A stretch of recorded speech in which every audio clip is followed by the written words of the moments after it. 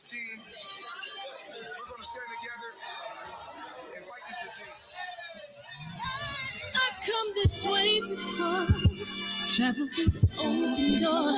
Circumstances navigated the path, and life happened oh so fast. No, it got lonely. Sometimes you see, I know we couldn't make it. Even when I'm offbeat, I still land on my feet, and nothing can shake me, cause I know life took a hold on. I never. This is where I am destined to be. I'm not ready to give up. I believe in the miracle of life. Life's a play with no rehearsal. Learn quickly, they'll come for your role. Games can play, can't take it personal. Cause the devil is a liar. Telling you the truth, it's all in what you do, some things you gotta do, It's fight for millions, take a second, see the blessing in it.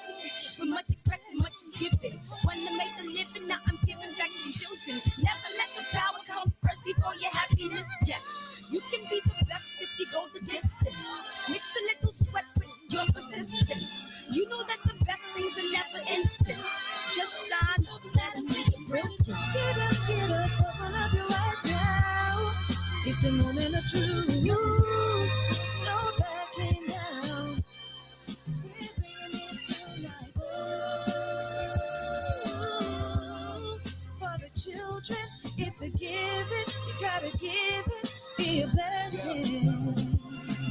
This my personal statement. Run the game like I'm ASICs. Learn and develop patience, determined to be the greatest. Yeah, bobbing and weaving, they changing up like the seasons. Indigenous to the grind, so I do it for all my people. Jabbing the competition, back up against the ropes. You fighting for recognition, I'm fighting just to promote equality where we lack it. Or cancer slowing our road. I'm confident we'll make it. We focus on common goals. Yeah. Give back, give love, give something away. Never give up, stand tall to fight another day. 2 toes, 2 feet, I stand on the ground. I'm going back soon and fight this final round. Life's a play for no rehearsal. Learn quickly, they'll come for your role. Games can play, can't take it personal. Cause the devil is a liar. Telling you the truth, it's all in what you do, some things you gotta do,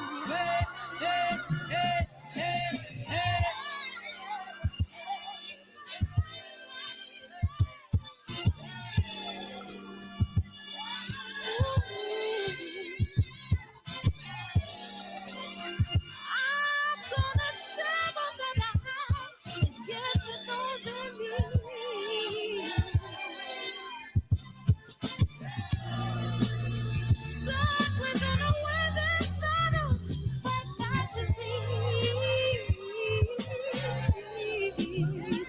No more kids, no more children leaving hearts. That's young. We've got to keep it open. No, I love you.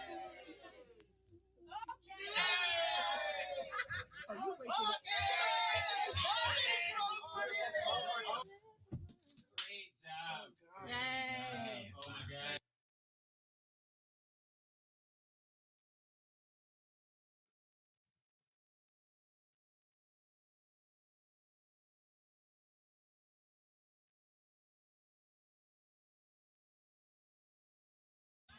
Cancer is killing, millions and millions of people.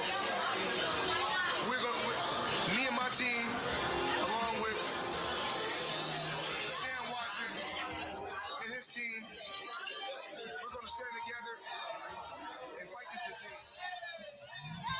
I come this way before, travel through the open door. Circumstances navigated the path, and life happened oh so fast. No, it got lonely. Sometimes you see, I know we couldn't make it. Even when I'm offbeat, I still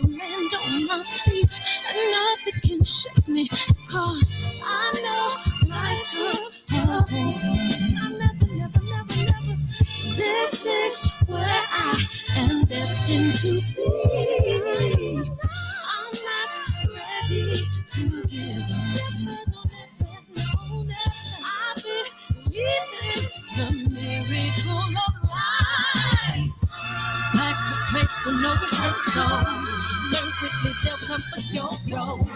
Games can play, can't take it personal. Cause the devil is a liar. I'm telling you the truth. It's all in what you do. Some things you gotta do. Fight for millions. Take the second, see the blessing in it. With much expected, much is given.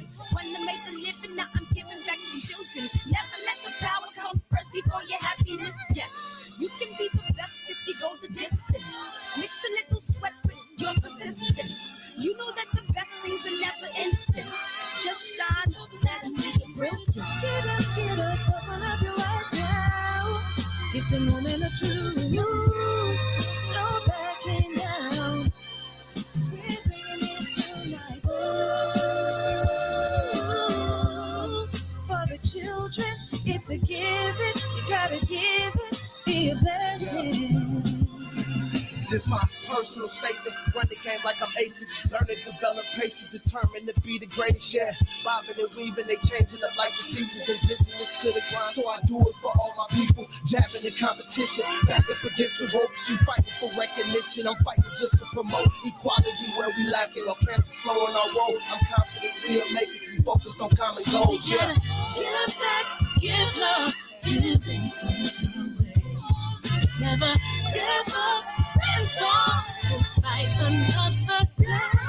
2 toes, 2 feet, I stand on the ground.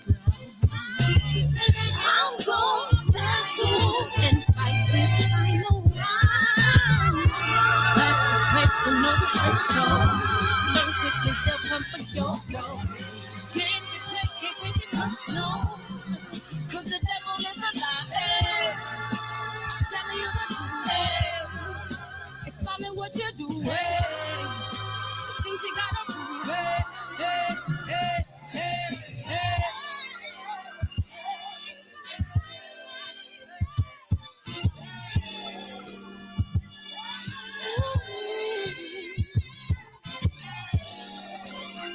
I'm gonna share all that I have and give to those in need. So we're gonna win this battle, fight that disease. No one gets alone. That's young. We got to keep it going. No, I love you.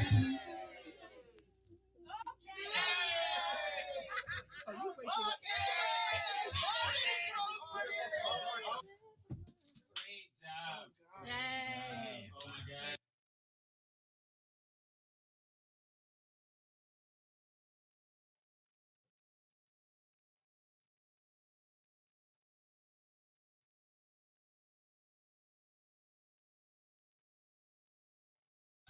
Cancer is killing, millions and millions of people. Me and my team, along with Sam Watson and his team, we're going to stand together and fight this disease. I come this way before, traveled through the open door. Circumstances navigated the path, and life happened oh so fast. No, it got lonely sometimes. You see, I know we couldn't make it. Even when I'm off beat, I still land on my feet, and nothing can shake me, cause I know life took a hold of me. I never. This is where I am destined to be. Yo. Is that what hip hop sounded like in the 80s? Yo. Hey, what's up, Supreme Tax, JP, Eric, JQ. What's up, KJ? Eno, Birdman, Levy. What's up, Jeff Smith? I appreciate y'all tonight, man. Thank you, Javi. Smash the like button, Adolfo. Let the people know. Hey, Miss Bird. Hey, Miss Bird. Big homie Coop. Appreciate y'all. Son of Line, he's back. He's back. Birdman, Gary. Kyle is in the building. What time you coming in, Kyle? You at work right now? You got 20 more minutes? Appreciate you, though. Church on the move, man. What's up, KB? And it's trailer time. It's trailer time, and I figured this out today. You're watching America This Morning, America's #1 early. Time after time after time, we are watching murderers go free. They hide behind their badges, they hide behind their white privilege, and they use the excuse that they fear for their lives to murder our young people in cold blood.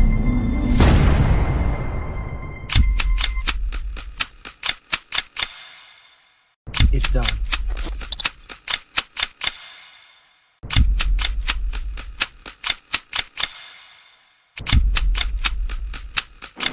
X, my brother. No. Don't think about it. All you self-righteous assholes do is march and destroy your own communities. Killing me won't change a goddamn thing.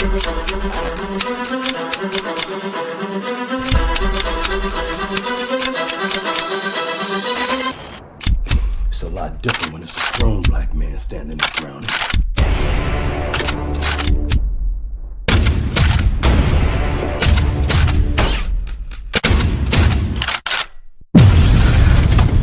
Ooh-wee. Make sure y'all go and pre-order that. We 17 days away. Go ahead and pre-order that. We got Tyran Brown coming in the building in a little bit, man. And yeah, man, but we'll filibust for a second, man. Hopefully everybody's good. Mic check. Yo, yo, yo, yo, yo. Yo, yo, yo, yo, yo, yo, yo, yo. Want to get away? A, B, C plus D. Roses in red or blue. Violets, roses are red. Violets are blue. Yo, yo, yo, yo, yo. That trailer, yo, the trailer is fire. I confirmed a private screening today. And we're going to have a great time with that. And May 19th is going down, man. That trailer going, woo-wee. Yeah, y'all better go get y'all some. Y'all better go get y'all some. You know what I mean? And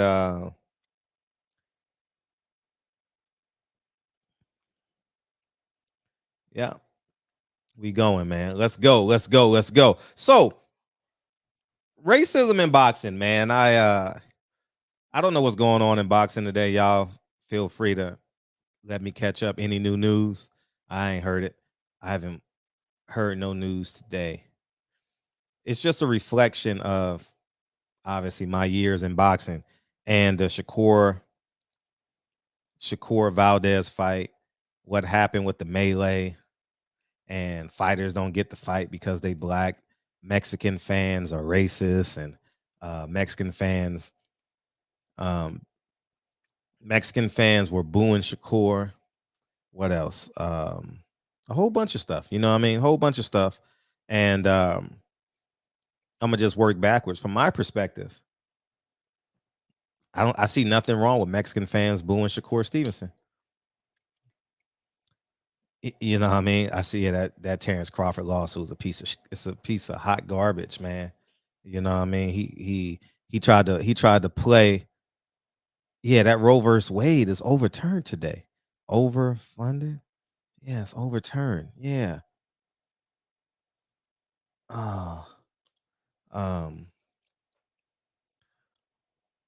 Where was I?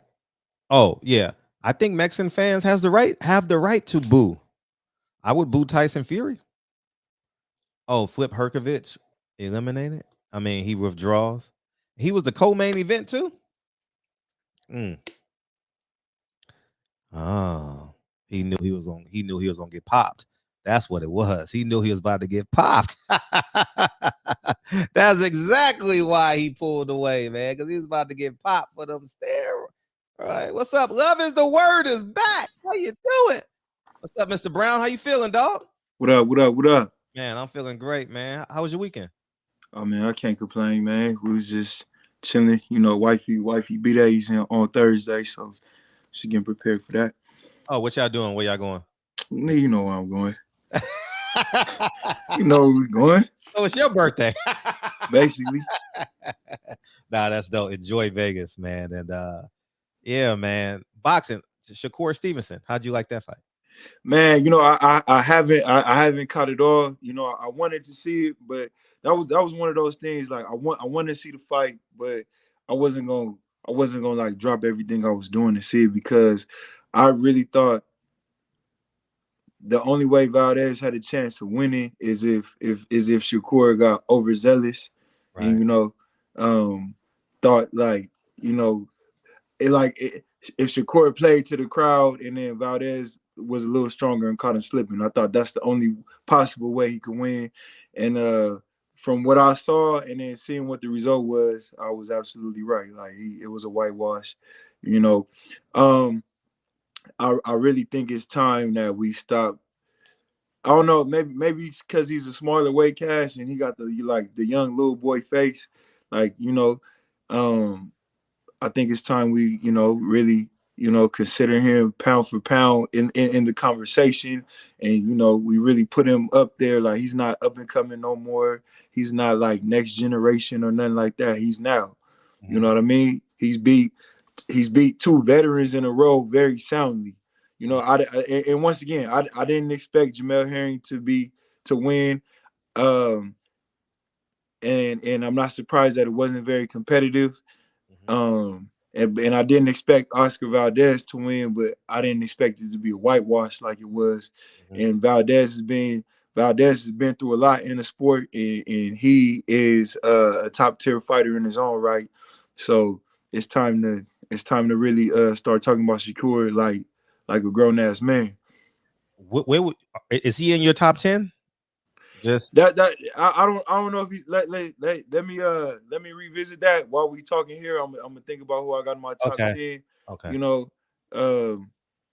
But he should be in the convo though. We put Teofimo. I know the boxing media put Teofimo like in the bottom half of the top 10 after the Lomachenko win. So it's not unheard of. Like I wouldn't argue if anybody has Shakur in their top 10, but right. give me a second to ponder on that. Yeah, I would have him. I don't know where I would have him, but he might crack the top 10, but I would love to see after June, like, because everybody's fighting. Right, that's what I'm saying. This is one of the best years in boxing in a couple of years. Clearly we have the pandemic and stuff going on, but it's some great fights going on. Three different possibly four different weight divisions where undisputed is on the line. That's crazy. So no, you're absolutely right. It has been a good run, and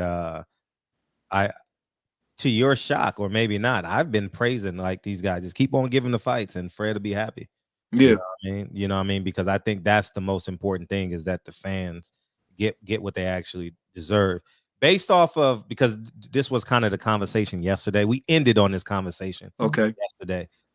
Shakur and Devin. How would you have that fight right now? Man, it's crazy. So I remember you asked me it's probably maybe a year or two ago, of that whole group, like the Ryan Garcia, Teofimo, who I saw as the best moving forward. And at that time I said I think Teofimo's the best now because of his strength.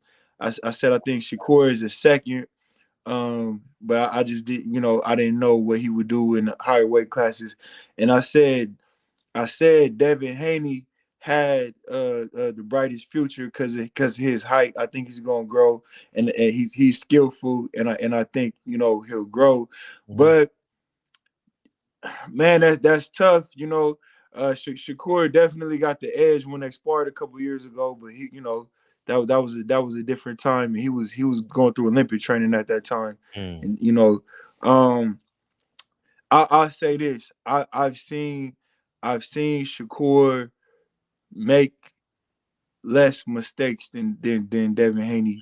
And I seen Shakur go on like attack and kill mode more than Devin Haney, you Mhm. know. But Devin Haney just what Shakur's about what 5'6"? He's about 1 inch shorter than Devin, probably. Okay, and he's kind of stubby too. Uh, um, Haney's kind of rangy, so Yeah. I can see that being a problem. But Shakur is quick with it, and you know, like I said, I watched him. I watched him dominate Jamel Herring, which you know, I'm not gonna say it's too much of a shock, but even coming off the criticism of having a boring fight before that, again, I can't remember his opponent's Yeah, name. African. Yeah, dominated dominated Jamel Herring, made him look kind of novice, if I'm being honest with you, and then dominate Oscar Valdez, put him in a position where he dropped him. Like I don't think he hurt him when he dropped him. I think it was an off balance thing, but That's it part of still looked, it still was a knockdown, and Valdez's face was lumped, and Valdez, you know, I wouldn't want to see the rematch with you. No. You know Hell. what I'm saying? So I've seen that. And Devin Haney step up fights, you know, even when he fought Linares, like he won the fight clearly, but he didn't obliterate him. And, you know, Linares got a good shot off. Um, and even against Jojo Diaz, he like when I've seen Devin Haney fight, like I see him play to his advantages against his competition, and so it plays out in his favor. But you know, I want to see Devin Haney like I want to see what he does with Kambosos. I want to see if he's able to like blitz him. Yeah. Put his flag down. You know what I'm saying? Yeah, Like in the center of the ring. I yeah, think that may be coming, you know, because I believe no matter what no one says, it's going to be in the back of his mind. These rounds can't be close right. when he goes You over. know, he was at that fight. You know what I mean? He was at Shakur's fight. Hold on 1 second. Yeah, What'd you say, Lincoln? Okay, go to bed. hilarious. Brothers and sisters doing brothers and sisters things. He put water on me. Oh, come on, yeah, hey, Lincoln, come on, we got to talk, bro. No, he said something else too, but I didn't say nothing. Yeah, because he don't hit his sister, you know. But anyways, um, where was I? Oh yeah, No, putting his and I flag down. Putting his yeah, flag down. and you know, Devin Haney was at that fight. You know what I'm saying? He was there. Mm-hmm. You know, and I think that locked in. You know, even Bill is understanding of what this is as a business. I remember when Big Floyd. I don't remember who Devin was fighting. It might have been Mason whatever his name Menard, is, Mason Menard. Mason Menard, and Floyd was training him. And Big Floyd was like, all right, like you got this fight won, just go out there, you know, boxing, blah, blah, blah. And then Bill Haney looked at him like, go knock his head off. You know what I mean? So Was you that the know, fight where he pushed him out of the lead position? it was, if it wasn't that fight, it was right It after. was in that realm. Yeah, it was in that realm. And like I said, it was sparked out some years ago. And it was when Devin was still fighting on Showbox and shit. Yeah. Devin had an exciting run then. Yeah. I would favor Devin against Kambosos. You? Oh, come on, man. Like let's be real, man. I'm gonna be and I know your followers don't fuck with Tiafimo, but let's be real. Tiafimo was dominating Kambosos the first round of the fight, got overzealous, got caught, got dropped. That changed the look of the fight. You know, and because he was such an underdog, it looked like Kambosos did a lot better than he did.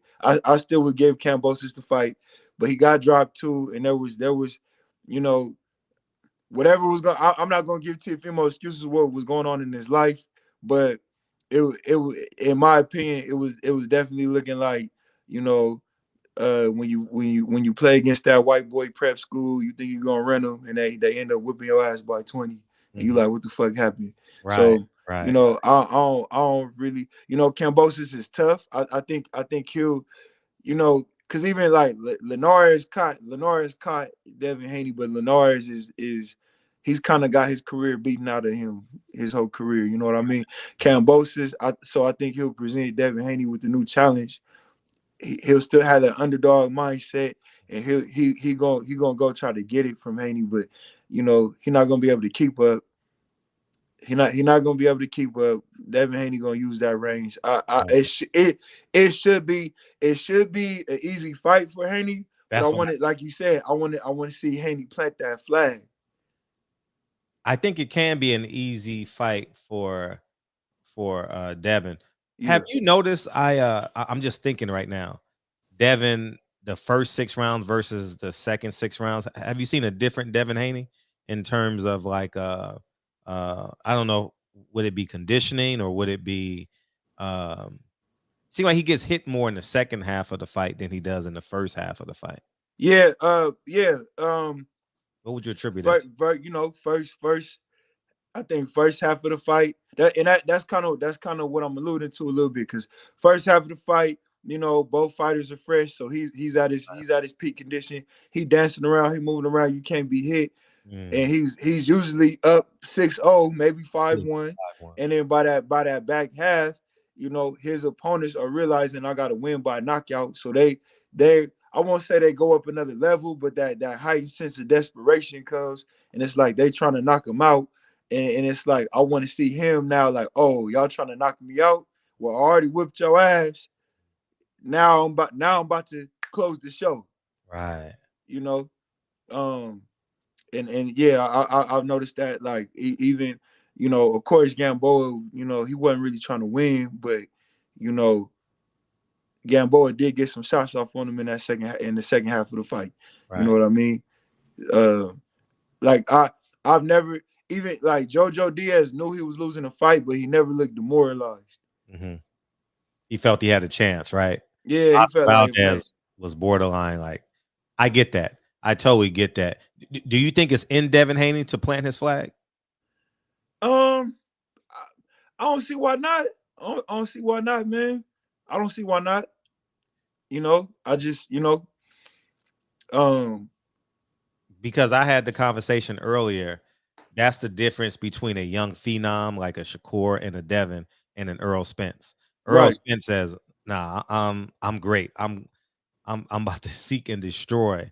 You know, whereas you get these young fighters who are phenoms, God gifted, you know, special athletes where they can win right now by doing one thing.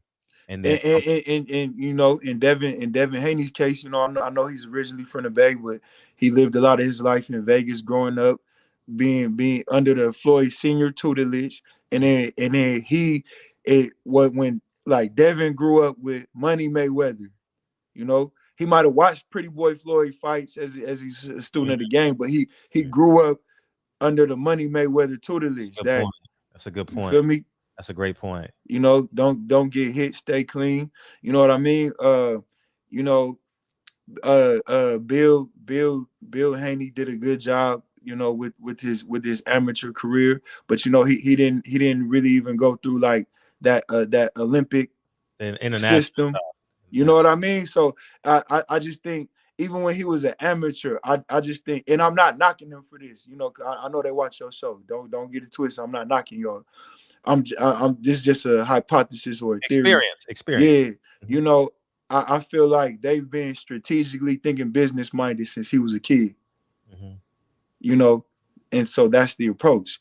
But like I said, I don't see why he wouldn't have a dog. You know, I don't see why. You know, I big respect to Bill Haney. I just think you know, he's groomed Devin Haney to be a man. Yeah, I get that. From a kid. And that's a fair assessment. How about Kambosos' twitchy combinations on the inside? Like I said, I wouldn't consider Kambosos like a power puncher. Mm-hmm. I wouldn't say he's powerful. Right. Even with like I said, Teofimo, I'm objective, my nigga. I try not to put my emotions in a lot of shit. If you watch the first round of that fight, Teofimo was dominating him that whole first round. He got overzealous. Teofimo had his hands down and he walked right into the shot because he thought he had Kambosos. He underestimated Kambosos' heart. He thought he took his heart already. He walked straight into the shot. It was a perfectly thrown overhand right. you know, and he did what he did. But I never again, and refresh my memory. I didn't rewatch that fight, but I don't remember Teofimo being hurt again. You know, the rest of that fight. So, you know, and I don't know how much. I don't know how much Devin is going to allow him to be on the inside. Right. You know, so and as far as the fast twitchiness, you know, I think Devin's gonna find his way around that. You know he's what I seen mean? that before. He's seen that before. Yeah. Yeah, he's seen for sure. But you pretty much made the best point. I think because I think Kambosos got heart, so I can't see him ever being demoralized in the fight, even if he's getting dominated. And I can't see it being like a early knockout. Right. So what's gonna happen in that last 6 rounds Right. when Kambosos get a little desperate? Yeah, when Kambosos get a little desperate, Devin fatigue. No, I don't know if it's fatigue, but he's way more, I'm gonna use the term flat-footed. Yeah. He's way more flat-footed in the second half of the fights. I don't know if it's by choice or whatever the case may be. If Devin Haney wins 12 rounds to nothing, 10-2 behind the jab, does that propel his career? Or does I mean, well, here's why. Because once again, Devin Haney, and this is not a knock. They have been strategically positioning Devin Haney's career since he was a young amateur. Sure. And so I say that Devin Haney has a fan base that's not super into boxing. So it's people, and once again, as boxing fans, we know when someone is bigger than the sport, because we tap into every fight. But when my phone rings and somebody's talking about Tank, or somebody's talking about Devin Haney, somebody's talking about Canelo, that's kind of when you know. So for him to be, for people to know, what, follow me. Teofimo Lopez beats Lomachenko, who's supposed to be the guy, right? Right. Undisputed, blah, blah, blah. Teofimo, you know, that gets in people's ears. Right. He loses to Kambosos. Devin Haney beats Kambosos, like you just said. Right. Now he's the undisputed lightweight champion. He beat the guy who beat Lomachenko. They gonna know how to market the fuck out of that, for sure. Okay, got you. So see, I'm a guy you just get the win. You know what I mean? Like if Kambosos gets off in the first or second round, Devin, this is how we win the fight. You know what I mean? Or we don't let him get off, period. I'll take a shutout, you know what I mean, behind the jab and moving your feet. Will I call it boring? Yeah, but I don't want Devin to lose because he feels he has to, you know what I mean, like go full commando in the fight. You know what I mean? But at this, and I'm speaking as if it's important, because I don't know Devin, if it's important for him to win the hearts of people who really love boxing, at some point he would have to have that marquee victory. And it don't even have to be like a victory where you got to dig deep and come back or whatever. But once again, like I said, a lot of people remember Money Mayweather, but some of the fights that really put Floyd on the map, like when he beat Gennaro Hernandez, who was the champ at the time, dominated him, and his brother had to stop the fight. You know what I mean? When he fought Diego Corrales and he was the underdog, knocked him down 3-4 times, Dad had to stop the fight. You know what I mean? First pay-per-view against Arturo Gatti, beat the shit out of him. You know what I'm saying? So it's like those are kind of the catalysts that made Floyd look like as far as like the boxing fans, those were some of the fights that took him like above that level. And then when he commercialized himself, you know, with the Zab Judah fight, the De La Hoya fight, you know what I mean? Right. It kind of became a whole pot of gumbo with it. You know what I'm saying? But like I said, and it don't even necessarily gotta be a knock, but what Shakur just did to what Shakur just did to Valdez, you know, and Shakur was at 126 with Valdez. Valdez went up, Shakur went up, chased him, You know what I mean? So, and even the fact that Valdez, Shakur been saying Valdez was ducking him all these years.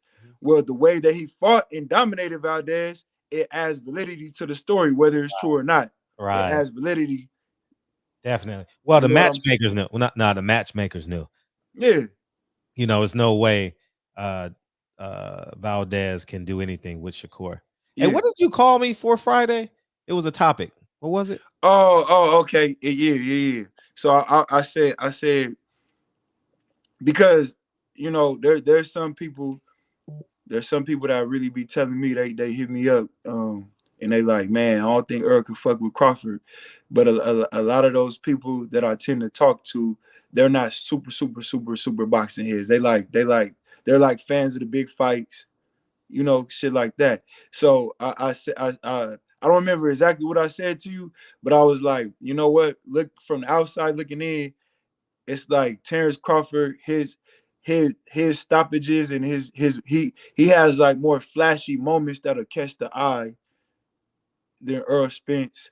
But Errol Errol Spence has what did I say? Errol was more methodical. Or? Yeah, I think I said that I don't remember exactly what I said, but I think I might have said Terrence Crawford has like more spectacular moments. Yeah, but Errol Spence has more spectacular performances. You know what I mean? And so what I say by that, once again, a lot of my friends that aren't super into boxing to where they understand what's going on, they understand what type of opponent is in front of you. They don't understand where that opponent might be in their career. Right. Once again, they'll look at the Kell Brook fight and they'll say, well, Terrence Crawford punched him one time in the fourth round, stopped him.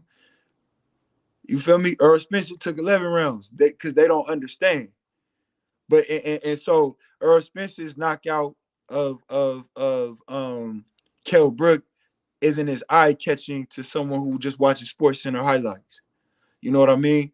You know, once again, if you don't see the fight, if they didn't watch the whole fight, but they just see Terrence Crawford uppercut Jose Benavidez and knock him out like that, and then they watch Errol Spence go 12 rounds with Mikey Garcia, they're gonna look at it and be like, oh man, like Crawford is a finisher. You know what I mean? Gotcha. And so that's just something that I take in because I ain't gonna lie, me and my wife spent all day watching Errol Spence. We was watching she never really watched Terrence Crawford fights like that, so we watched a bunch of his like full fights last week, and I'm trying to wrap my head around ways that Terrence Crawford could win, and I just don't see it. And so me not seeing it, I'm like, how do the people that tell me that that's what it is see it? And then I think about the arguments that they have, and I'm like, oh, they don't understand what's really going on. Like they don't understand. Yeah, all right. Terrence Crawford knocked out Porter, but they knocked out a Porter that was only have fought once in the last 2 years, and pretty much would have 1 foot in, 1 foot out. Kind of got the fight beat out of him. Errol Spence. They don't understand the nuances of all of that. You know what I mean? They just see Crawford knocked out Porter, Spence got a split decision. You know what I'm saying? So I think that you know that could play a little bit in Crawford's favor. You know what I'm saying? But and then you got people like Tim Bradley that just be saying the most outlandish shit when you talk about comparing them. Like I've heard Roy Jones and Tim Bradley when they're talking about that fight just say some outlandish shit. And it don't make no sense to me. You know what I'm saying? Especially from Roy Jones. You know, like I'm like, you don't see the greatness in Errol? Like I'm confused. So this is a Roy Jones argument. I don't remember the interview, but I want to say it was when he was in London recently. He said, and mind you, we all know we all know the Kell Brook that fought Errol Spence. We all know the Kell Brook that fought Terrence Crawford. Right. And he said you can't count Kell Brook as a good win for Errol Spence because because Terrence Crawford knocked out Kell Brook in the 4th round. But we know the story with that.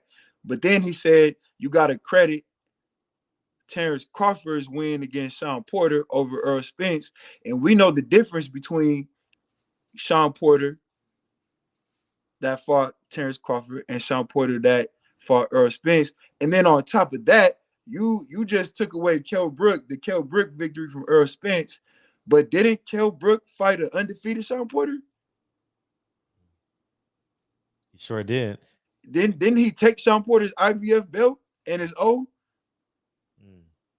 Sure did. You know what I'm saying? So like sometimes when and like I said, hey, they be having a lot going on and they be in the heat of the moment, but I'm like, what are you talking about?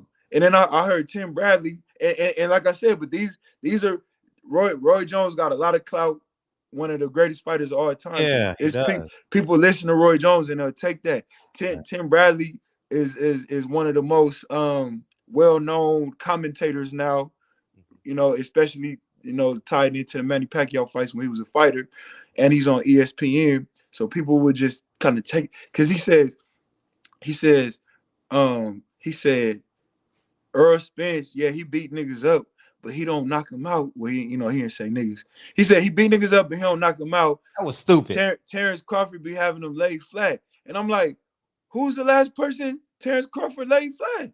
I don't remember him ever laying anybody. Even Gamboa got stopped, but he got up.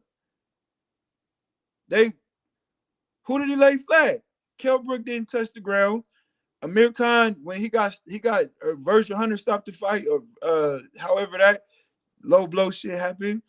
Mean Machine, the ref stopped the fight. Felix Diaz, the ref stopped the fight. Hank Lundy, the ref stopped the fight. Kell Brook quit. Shawn Porter was on his feet. So who did he lay flat? So I hear that, I'm telling you, I haven't heard one person's argument, and just so y'all know, I fuck with Terrence. My government name is Terrence, bro. Like we got that. Like I fuck with Terrence Crawford heavy. You know what I'm saying? But I just for people who have argued with me or YouTube channels I listen to that say Terrence Crawford beats Errol Spence, I have not heard an argument that's logical to me. How about you, Fred? I just don't see no way he wins the fight. Like Terrence don't have the footwork and the defense that impedes somebody. He's a rangy guy. Defense, I agree with you. Footwork, I disagree with you. I don't see the footwork. I don't see like he has a wide stance. His arms are not in the. When you say footwork, are you talking about like the fundamental boxing footwork, like how you're supposed to move in the boxing ring? Yeah, he's a little bit too rangy for me, and I think Errol is going to get inside of that ranginess. Okay, I see what you mean. I thought you meant just like being. No, I thought you meant like being light on his feet and being able to move around the ring. Nah, he's special. Nah, Terrence is a special talent, but I just think his dog will gonna be his weakness against Errol, because he's gonna be tatted up by the 6th or 7th round. Yeah, this is my only I sat with this, bro. The only way I can honestly see Terrence Crawford winning, and this is me being honest, and this is some of my frustration with Errol Spence. Like Errol Spence be locked in and focused, but in a lot of his fights, not just his past one, in a lot of his fights, he'll just have a moment where he just like kind of slip and lose focus, and like like he'll trip up for a second. And I will say this: if Terrence Crawford is to catch him slipping from there, and you know it is possible that he could take advantage of that. And that's me being kind about the situation. That's honestly the only way. That's honestly the only way I see it happening. Because for me is Terrence Crawford better with movement and lighter on his feet than Errol? Yes, but Errol is very athletic and Earl has quick feet when he wants to. He's never gonna be as fleet footed as Terrence Crawford, but we seen with the Garcia fight that he could use the ring well. We've even seen with the Chris Algieri fight, and I know Chris Algieri's not on Terrence Crawford's level, but Chris Algieri is 5'10" and he fights rangy and athletic and uses his legs. And we've seen Earl Spence be able to be quicker to the movement with him. And I'm not saying he'll do Terrence Crawford the same way, but that's just an indication that I see. You know what I'm saying? You know, Terrence Crawford's not going to be the taller and longer fighter like he usually is in a lot of these fights. You know, and I will say, and I'm not gonna say it because I think he's better. I just haven't seen Earl do it much, and because I know Terrence Crawford likes to fight in the mid range. Earl Spence is a long range and an up close fighter. He's either up close or he's long range. So if Terrence Crawford can control the distance and keep it in the mid range, then that's just unknown territory for me because I just haven't seen Earl fight in mid range that much. So that's. I mean, Sean, he couldn't even impede Sean. You know what I mean? Like, how is he gonna convince Errol Spence that it's a bad idea for him to come forward? I don't see. And he's not gonna have to quit in him that Sean did. That's another thing. Me and wife, you've been talking about it. He hasn't been. Terrence Crawford hasn't been in any fights. In many fights were leading up to it, we looked at it as a competitive fight. And even in this fight where we felt like Crawford was gonna win. When has Crawford ever dominated the fight? And this is what I'm talking about when I say Terrence Crawford has like spectacular moments, but Spence has spectacular performances. If you watch Bud fight a lot, it's like he kind of waits. It's been a lot of lower tier competition. Like even with Mean Machine, they was going back and forth until Mean Machine just couldn't keep up no more because he had never been 12 rounds before that. He never been in a 12-round fight before that. You know what I'm saying? So he was hitting Mean Machine with some shit, but Mean Machine was throwing shit back. When Mean Machine gassed out and just couldn't keep up with the pace no more, that's when Terrence Crawford hopped on top and took advantage. And had them spectacular moments. Right. Same thing, like with even when he fought Hank Lundy, like Hank Lundy was boxing with him till he couldn't take it no more. You know, I've never really seen Terrence Crawford like beat somebody into submission or beat the fight out of him. And even with the Jose Benavidez fight, like right, he was fighting a guy that couldn't move. Like, and I don't see where people say Terrence Crawford is going to dominate this fight. I think the only way is if Terrence Crawford, if Errol Spence think a hook is coming and he leads with an uppercut. I think that's the only one ways he could change the fight is with a lead uppercut. But when you lead uppercut against Errol Spence and he catches, you in trouble, So that's a chance you take. I don't think that rangy, that wide hook. I don't think that wide hook that he throws. I don't think that's gonna work against Earl. And I don't necessarily think the uppercut is Earl Spence Achilles heel. But if you would try to find one, yeah, I'm saying, but that's a punch that's capable. No, that's the only way. I'm agreeing with you. I'm just putting an exclamation point on what you were saying. Yeah. If someone was, I don't think there's many Achilles heel with Earl Spence against Terrence Crawford. No. So if it, like I said, I've seen Earl Spence like mentally slipping moments. We don't know what he's like in the mid range, but we don't know what he's like in the mid range because he usually controls the pace and distance of the fight.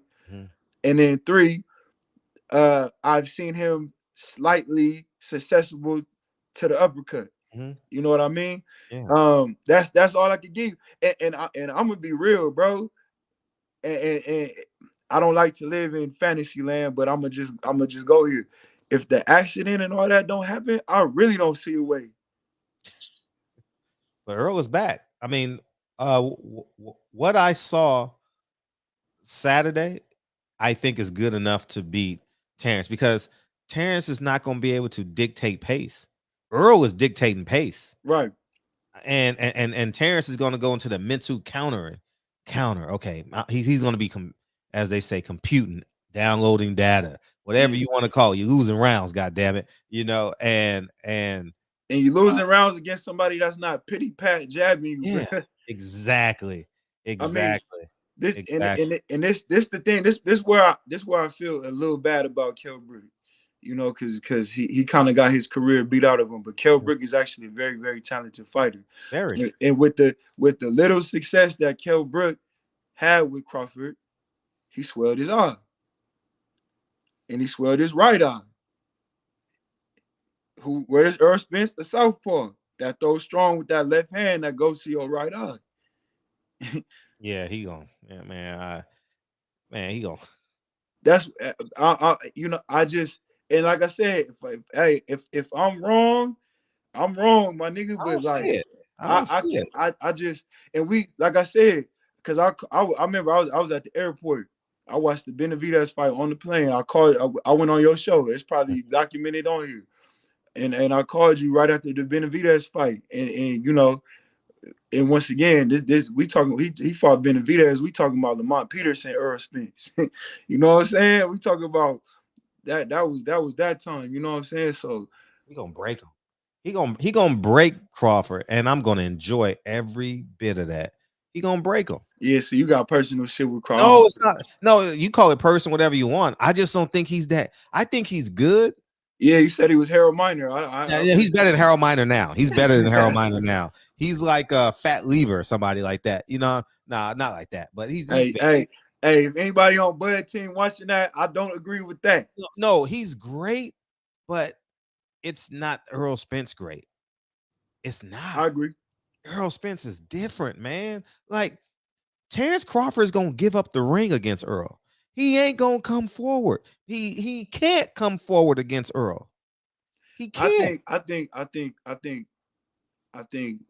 he's that competitive and that stubborn that he'll go for that. Yeah, and I'll win my under 10.5 bet then if he does that. You know what I mean? And that's the only thing he can go to is be a dog. Okay, Errol want that. And this is something that a lot of people that I had conversations with Errol said too. They be like, oh, a lot of times like when Errol throw his shit, like he'll kind of like leave his head exposed and blah blah blah.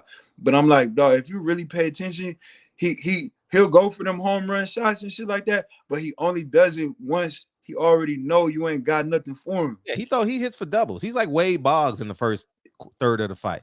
He's swinging for doubles. You know what I mean? He just okay, that's your weakness. Okay, now I got something I can go to. I know you. I know when the count is 2-0, you're gonna throw a fastball. You know what I mean, or a straight change or something like that. Something where you know you can get a guaranteed strike. But I don't see it, man. Like when people be doing these comparisons, and Sean Porter should be ashamed for how he robbed boxing. I think Sean Porter robbed boxing. Highway robbery, man. Like just mentally checked out 8 weeks before the fight. Yeah. You know what I mean? And that doesn't. And once again, since we more for Spence, your people will say, and they say we making excuses, but like I said, I'm a realist and all that. I'm the same nigga that's a Deontay Wilder fan and went through the gauntlet with all y'all because y'all think I'm shitting on Wilder, bro. I'm a realist. Mm-hmm. I'm a realist. Y'all gotta be honest with yourself. Sean Porter was checked out of that fight. I don't fuck with what Kenny Porter did at all, but Kenny Porter ain't got no reason to lie and say that his you feel me? I don't agree with what Kenny Porter did, but why would he lie and say my son didn't even prepare right? Why would he lie about that part? They robbed the fans and they robbed boxing of Terrence Crawford's signature moment. You know what I mean? Yeah, for sure. They robbed it. What like, bruh, you feel me? Which he was going to, like, that's what it's supposed to be. You once again that's where is, and I'm not gonna say Terrence Crawford was in on the fix. I don't I ain't gonna go that deep, but you fighting for the chance to be a 3-time world champion. He said on his podcast, I think if I win this fight, it'll guarantee me a spot in the Hall of Fame. You know, this guy is considered the best #1 pound for pound. You win that fight, it propel you, and it even gives the people who argue that Sean Porter beat Spence, it gives that argument more validity. You know what I'm saying? And Right. It's the 10th round, and neither one of the knockdowns were vicious. He walked into an uppercut, got caught, was able to get up, get his bearings. In the second fight, he tried to rush him and kind of got like, you know, knocked down on his knees. You know what I'm saying? And was able to get up. You ain't got 2 rounds left in you to give it your all. Right. To go out as a legend. Right. So, I just thought that was so disingenuous. Yeah. And because I know Sean Porter is not the kind of fighter to go out like that. You know what I mean? Based off his past performance. Not even because I know him, but just based off the Keith Thurman fight. You know what I mean? Just based off the Kell Brook or the Kell Brook Errol fight. Errol fight, Kell Brook. He just kept coming. 11th round.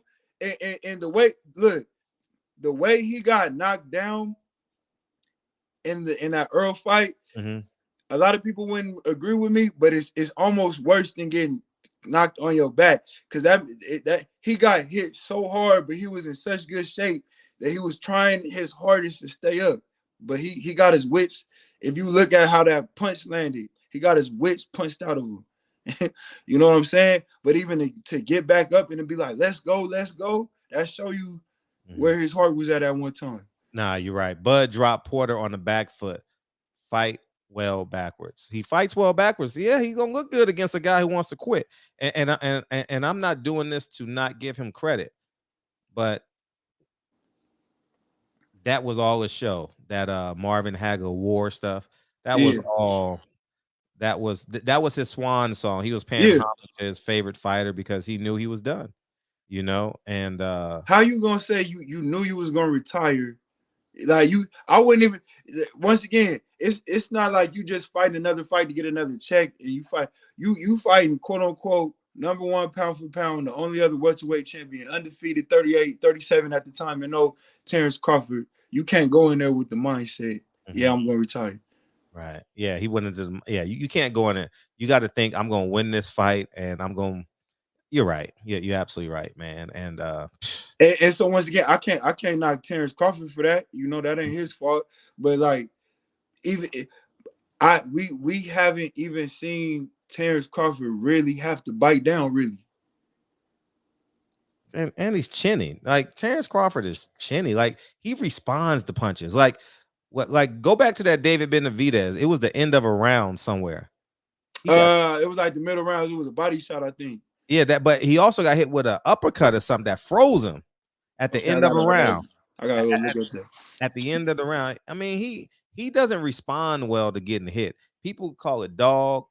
Yeah, he's a hell of a competitor. I watch his stories. I see him compete against his friends, and all that is great when you go in the ring with Terrence Crawford. Like that is an asset to Errol Spence. Be that dog. I mean, by all means, be the tough guy. Be the guy that's the leader of your little gang on your block. That's perfect for Errol Spence. Look, bro. I watched that Danny Garcia fight with you. You sure did. You saw me nervous as a motherfucker the whole time. Yeah. The only reason I was nervous was because of the accident. In my heart of heart, like Danny Garcia can't fuck with Errol Spence on any day of the week. You know what I'm saying? And then the eye shit happens the whole time. You ask my wife. I was anytime. And there was sometimes he even blocked the shot. But anytime Ugas just threw a nice right that went towards Spence's eye, I was nervous as shit. Yeah. So any thoughts that I had that Terrence Crawford could win, I'm just thinking about the situations that Errol Spence put himself in.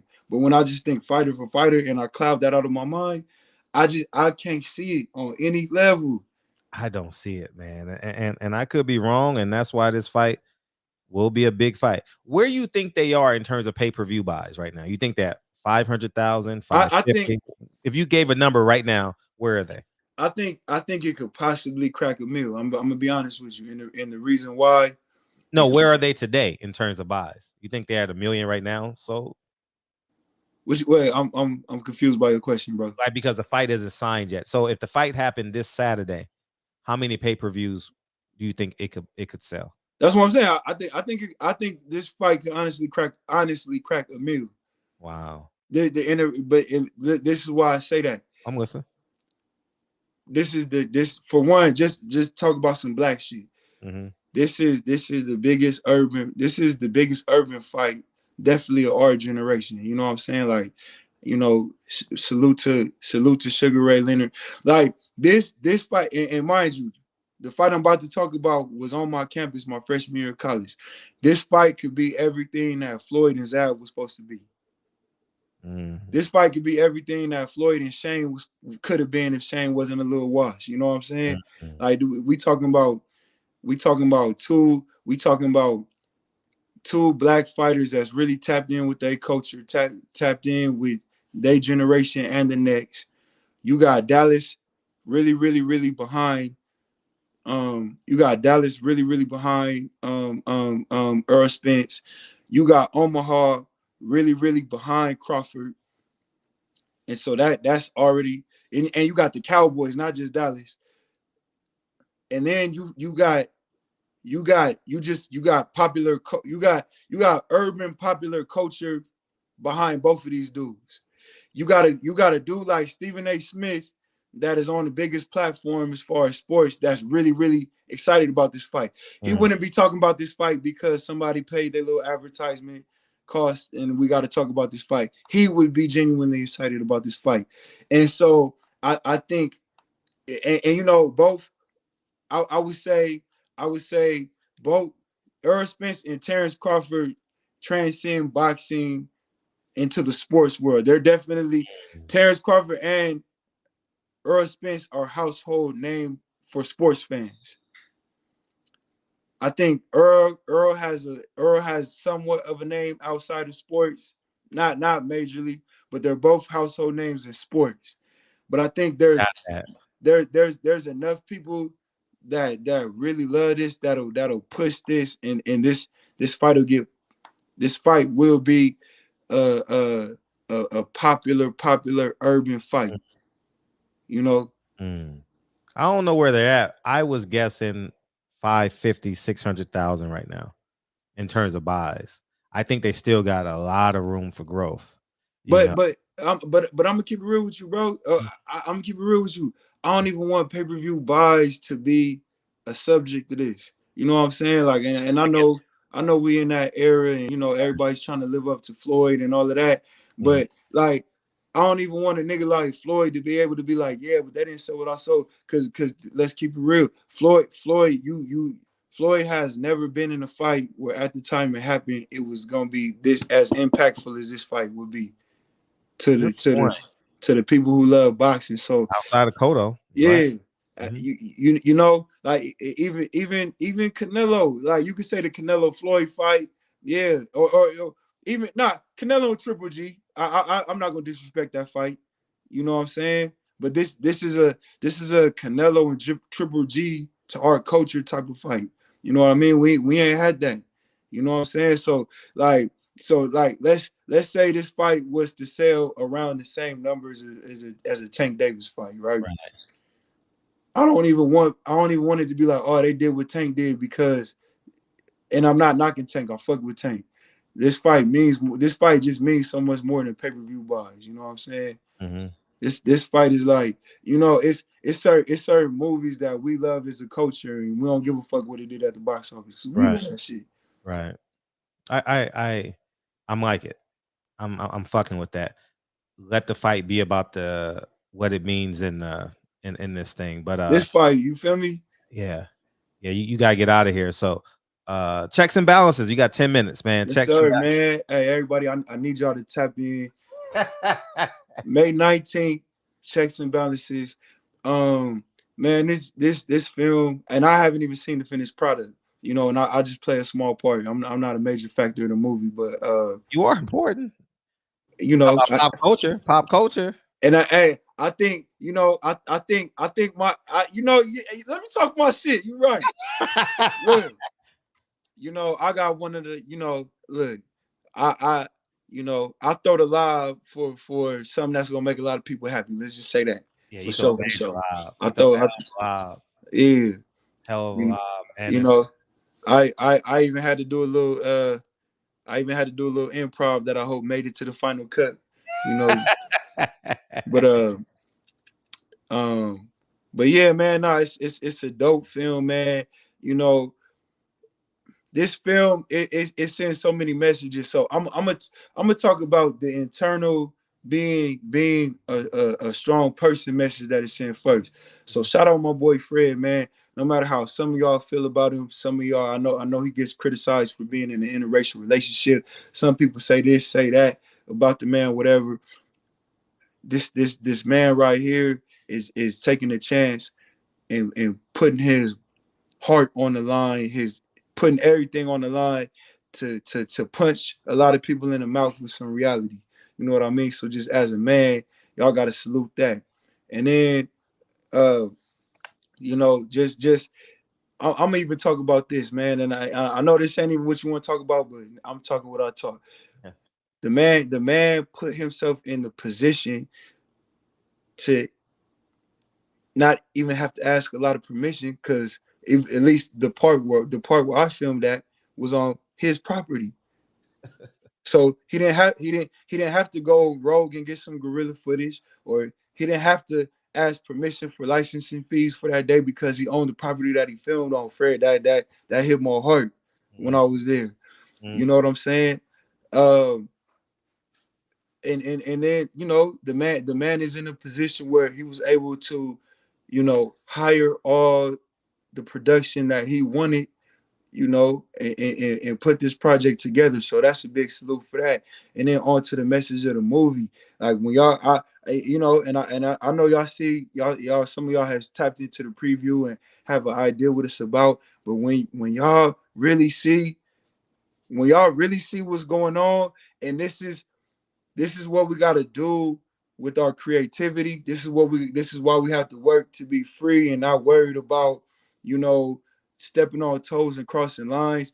Cause when y'all see what takes place in this movie, as Black people, we should just be proud because my boy Fred personified and put in the light what so many of us feel like this country pushes us to want to do if we had that freedom to do it.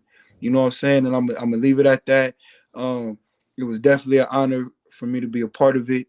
It's a lot of my people that's been reaching out, that's excited about the project. You know, um, it's dope. You got a great cast of extremely talented people that did their thing.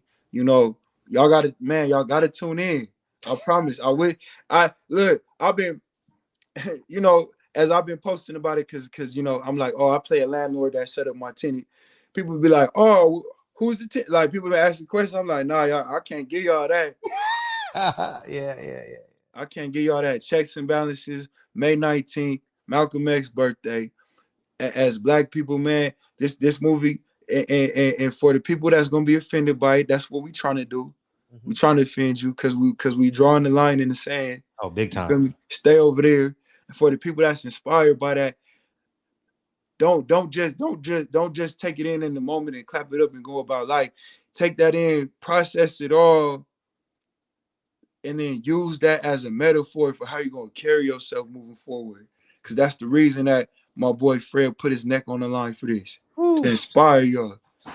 Yeah, and when they see it, they gonna really understand. You said put my neck on the line. Shit, put my whole livelihood on the line doing something like this, man. And it's never been done in Hollywood, in life. Period. People only go 60% of the way. We go all the way. We go all the We way in go hard. this film, man. And people gonna really understand how much I want Black people to be free. In so many ways, y'all. So many ways, dog. Yeah. It's not just free from the standpoint of being able, like, it's everything. And it's to really understand that it's okay to move the way we move. and love the shit we love and dance the way we dance and stand up for the shit we need to stand up for in the way that we know how to stand up for shit.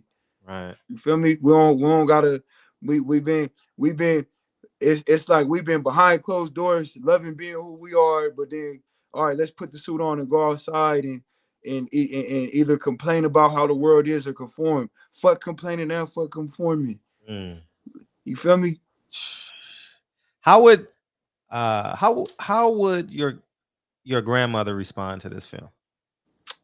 I'm and you know, my heart hurts to say this. She would say we causing problems. Yeah.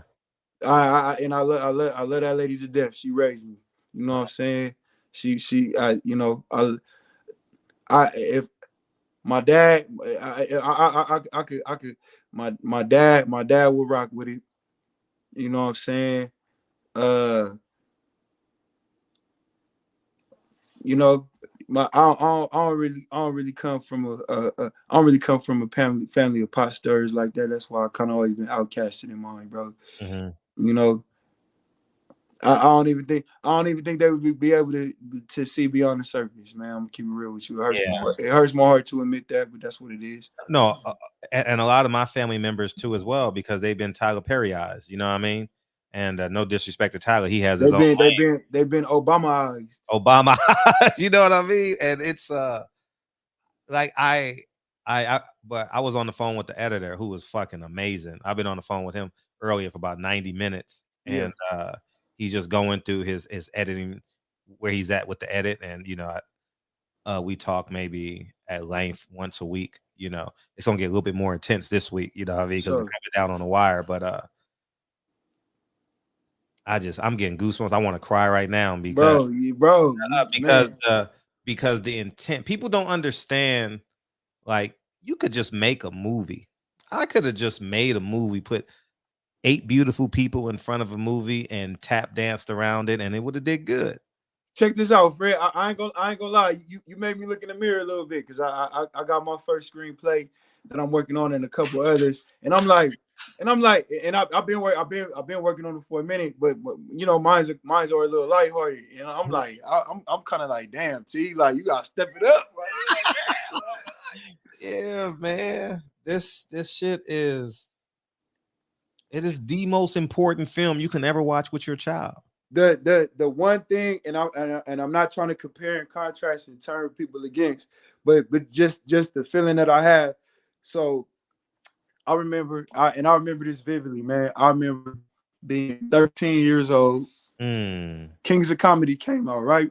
Yeah. We go to the movies to see it. Every black person in America go to the movies to see it. I'm sitting in the movie theater, and you know, Kings of Comedy was a Spike Lee joint. So a preview for another Spike Lee joint come out, starring Damon Wayans, called Bamboozled. I remember so many black people being like, why is Spike Lee doing this movie about blackface? This is so offensive. I understood the message from the get-go. I love Bamboozled. That's your favorite Spike Lee movie? Yeah. I love Bamboozled. Like, I don't love the quality of the movie, because, you know, it is what it is. But I love the message behind Bamboozled. And this is gonna, some of the black people, unfortunately, this movie is gonna offend them in the same way that did, but some people gonna get the message. And so I'm not comparing the two movies. I'm not saying it's the same or anything like that, but the risk that you're taking and the willingness to draw that line in the sand, I haven't had a feeling since that movie. Yeah, and I'm sorry. No. I was just gonna say I'm proud to be a part of it. That's it. No, I've had that feeling since the first day of the shooting. Since you were the part of the first day of the shooting, I was like, wow. And now it's really coming home now, because we're basically 2 weeks away, and I'm like, people have no idea what they're about to watch. Like, it is the most challenging film that you are going to watch as an individual. Like, it's really going to challenge your masculinity, your femininity, where you at in your life. Yeah. How honest you are with where we are with this revolutionary woke agenda, and it's in your face. This is the type of movie that's it could possibly divide households. Oh, It could possibly infringe like, and it's it's like I don't really mean what I'm about to say right now, right? But it's like, man, it's like I almost wish you could have held this movie till it was a fucking $30 million budget movie. I don't really like. I'm glad you're doing it now, but you know what I'm saying? Like, we gonna send the message. We gonna make the impact we're supposed to make. But I wish we could really, you feel me? Like, man, I wish we could really shock the whole world with this shit right now. And God willing, with the effort, hopefully we do send a huge ass message. But this is the type of movie, bro. Like this shit could end some friendships, and this shit it'll also make people look in the mirror and be like, how did I receive it? Why did I receive it this way? And how do I feel moving forward? You know what I'm saying? Like this is once again similar feeling to like Crash. Like that Crash was Crash was one of those movies that, like, you feel me? If you in an interracial relationship and somebody relating to this person and you feel like it's like so, man, I'm proud of you, man. I'm proud of you, bro. Yeah, and, I'm proud of you. Shit, man, turn $500 into six-figure. Yeah, that's cool, but like, shit, we gotta send these messages out to the people, though, man. It's scary where this film, how powerful this. You're gonna feel uncomfortable. People, you're gonna feel so uncomfortable. There's no way, because even if you watch this movie and you're comfortable, you know that it's gonna cause a residual effect of discomfort, because you gonna have, like, say you see the movie, you rock with it, you like it, you gonna show it to somebody that's gonna be like, what the fuck is this? You know what I'm saying? Like, this is definitely at worst, it's gonna be a cult classic. At worst. Yeah. At worst, man. And then when we get into colleges and stuff, oh man, this is a whole class, a whole semester class. I'm telling you, dog. This one of them, dog. This, and I swear I'm not trying to gas y'all up, but this could cause the same type of tension as Colin Kaepernick taking a knee, and those who support it, like say, I'm cool with my white family, and I the shirt that you gave me, that take a knee Colin Kaepernick shirt, I'm wearing it there, and one of their family members is talking about how it's wrong that black people kneel because it's disrespecting the flag. You know what I'm saying? This is one of those. You feel me? Right. And to know for one that I'm a part of it, but to know that I saw my bro, whatever caused you to have this idea, and then put this idea in a thought, and then put the thought in the paper, and then put it into fruition, and just the little bit that I saw the day that I was there, and the little bit that I've seen, I'm like, wow, this is really. No. And yeah. I ain't gonna lie, man. You caused me a lot of stress, my nigga, because I'm a big. I like to talk to my people. You know what I'm saying? Like, you want to tell the movie, right? You like, you got 2 weeks. Hold on. You got 2 weeks. Hold on. We good. I know we good, man. And I want to say thank you for being a part of it, man, because I've never seen anything like it. It goes 30% further than Spike Lee ever went. I would have to agree. It hasn't been a masculine man since Boys in the Hood, Lawrence Fishburne. I think Mr. Jones is probably the most fearless and masculine man since then, Whew. Man, this film, man. Click the link, man. Click the link. I don't know how long the film is gonna be, but 25 to 40 minutes somewhere, and I don't know where it's gonna land. But and that so I was gonna ask you offline, Mhm. you know, but you put it out there because I'm in my mind as I just fathom it. I'm like, I don't know how they squeezed it down. You feel me? Like, yeah. Yeah, man. It's a full. Go click the link that I just put in the chat and go order it, man. You know what I mean? Instead of going to buy a burger or standing or in that carpool line that's in Starbucks, you know. I'm gonna keep it real with y'all, man. If you Black, hey, shout out to the other races too, tap in. But if you Black and you watch Fred on here every day, ain't shit else that should be on your mind May 19th, bro. Facts, big facts. No, you exactly right. Ain't shit else that should be on your mind May 19th. Hey, we about to get punched in the gut with some real shit that I guarantee you has been on all of y'all hearts. Mm-hmm. Yeah, but no one's had the courage to do it. Yeah. No one's had the courage to do it, and I know you gotta get out of here. I appreciate you coming on, man. Yeah, for sure, man. It's definitely been too long, man. I'm gonna try to tap in soon. Anytime. It's a lot of good fights, man. Yeah, it's a lot of great you know, fights. I know you ain't really rocking with the Charlos, so you're not pulling. You going to that fight? I want to. I'm gonna see about it. I got a lot of shit going on this month. I ain't going. Even if I'm not busy, I'm busy. I feel you. They told me my money ain't worth shit to them, so I'm not giving it to them. You know, so Jamel, that is. So yeah. But yeah, don't forget May 15th, 1 o'clock. Oh, just so you know, May 15th, 1 o'clock. We got the private screening. May 15th at 1 p.m. Because I know you're busy the following week, man. Yeah. So I love you, man. I see you been getting your sparring in and stuff like that, man. Yeah. Yeah, man. I'm trying, bro. Trying. Appreciate you, dog. Safe travels too. Happy birthday. And yeah, happy birthday. Your birthday's in 3 weeks too, right? Yeah, yep. Hey man, shout out to the barbershop gang. Hopefully I didn't get, murdered this time. Hopefully. You know what I'm saying? Well, you didn't say Wilder. You only said Wilder name one time, so you good. You know what I'm saying? Hopefully we good. You know, Wilder is like the I don't know, like grandpa. You know what I mean? Yeah, grandpa had a lot of girlfriends. Who gives a fuck? You know what I mean?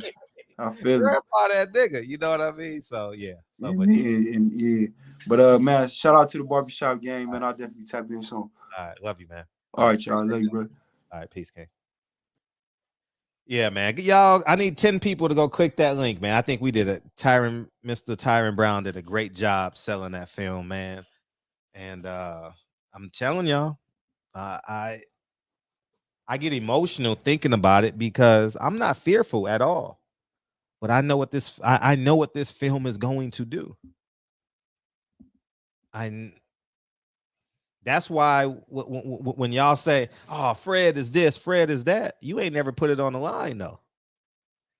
You wake up, clock in, do your job.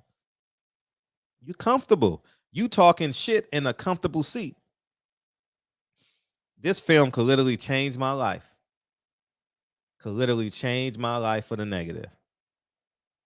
And I'm willing to put it on the line. Keeping it a buck. If J. Edgar Hoover was alive, he would be coming after me 100%. And that's just the God honest truth. So all these pro-Black warriors online, they don't put money up. You don't see the conscious community put money up to do something like this. You don't see the boxing community, the basketball community, the CNN community, the Fox community. Nah, they ain't doing what I'm doing. I won't need Netflix if you tell 20 people to go watch it. I'm not into that. You know what I mean? I've turned down meetings. I've turned down meetings with Netflix. I posted something on my stories the other day. Amazon Prime. I turned them down. You know what I mean? I'm not really interested in sitting in a room with people who want to take something I've worked my ass off for. I need y'all to go tell 20 people to go order it. And that's it. Y'all want independence? Well, I'm fucking independent. Y'all want a motherfucker that's going to stand in the gap and not flinch? I'm that dude. How many times have y'all seen me do interviews and not flinch? Y'all see me in real time. You ain't hear niggas talking about it. You know what I mean? When I was 17, I was the nigga on the block. When I was 27, I was the best basketball player in the world. When I was, you know what I mean?